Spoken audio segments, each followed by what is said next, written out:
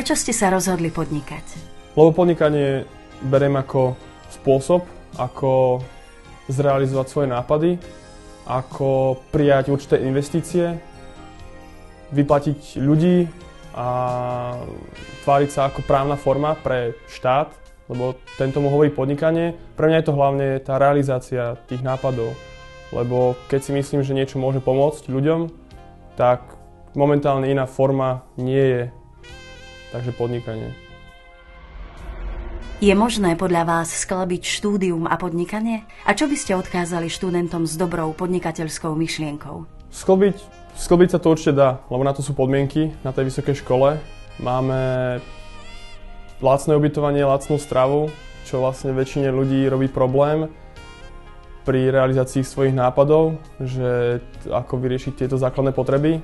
A myslím si, že na vysokej škole študujú aj ľudia, ktorí už majú rodiny a zvládajú to, takže je to len o time manažmente.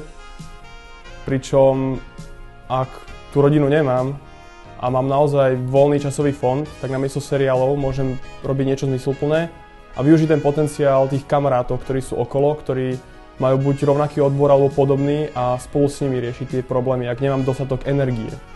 Riešiť to sám. A hlavne, čo si uvedomujem na tej univerzite, že prináša prostriedky, tak akoby možnosti, ktoré prináša napríklad Vedecko-technologický park v Žiline. Vytvoril projekt o predmetu povolanie podnikateľ.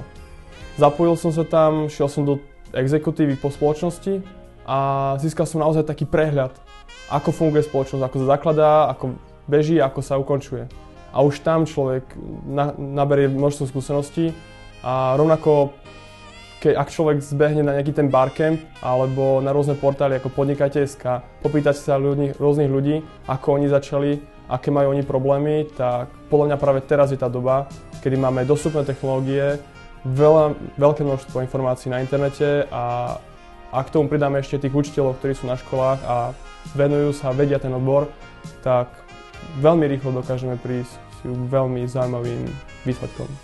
A čo by som odkázal tým študentom, ktorí majú fakt dobrú podnikateľskú myšlienku? Predstavte si, keď bude zrealizovaná, keď tá myšlienka bude naozaj zhmotnená, ako to bude vyzerať, čo to bude pre vás znamenať a možno vás to nakopne a pôjdete správnym smerom. Aké sú vaše podnikateľské ambície, vízie? Ambície sú veľké, vízie ďaleké. Hlavnou ambíciou našou je vytvoriť fungujúci tím, ktorý efektívne bude realizovať nápady a vytvoriť prostredie pre ľudí, ktorí sa budú môcť realizovať. A s jednou hlavnou víziou je realizovať všetky tie nápady, ktoré máme a pozitívne vplývať na svet.